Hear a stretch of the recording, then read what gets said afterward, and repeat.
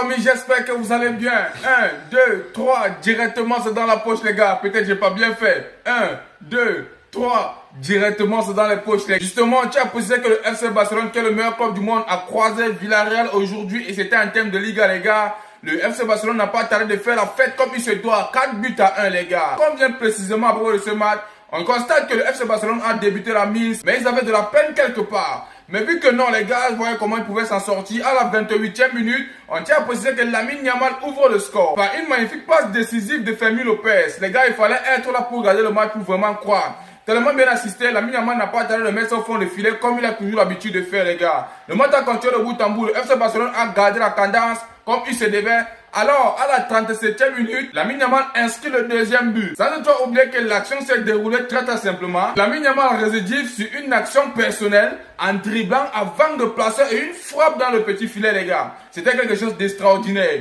Sans ne pas oublier, la mère était même étonnée par le comportement ou bien par le but de Lamine Yamal.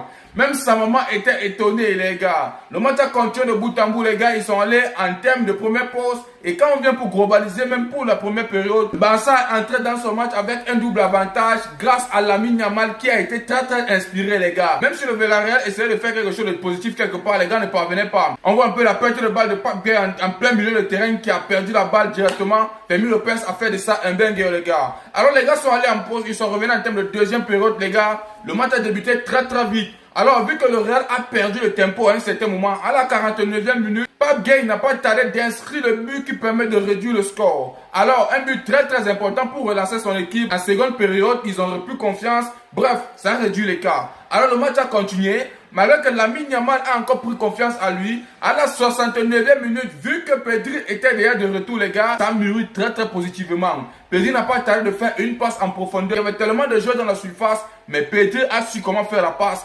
Directement, ça arrivait sur Lamine Yamal. Lamine Yamal qui ne tardait pas d'inscrire et ça ramène au score de 3 buts à 1, les gars. Le match a continué de bout en bout. Alors, vu que Lewandowski était aussi dans la mise, il n'a pas tardé de dire aussi qu'il doit marquer. Il a marqué à la 90e. Plus quelques minutes après. Alors quand on revient regarder en termes global à propos de Lamine Yamal, on tient à préciser que Lamine Yamal a 166 matchs, il a 48 buts, il a 52 passes décisives et il a 100 GA les gars. C'est quelque chose de malade, c'est un cap symbolique pour Lamine Yamal à l'âge de 18 ans seulement. Il est en train de toucher le sommet. Et alors comme ça ne manque pas, vu que Lamine Yamal est trop rigolo à tous ces derniers temps, alors le journaliste tient à poser cette question. C'est bientôt l'heure de ramper le jeune.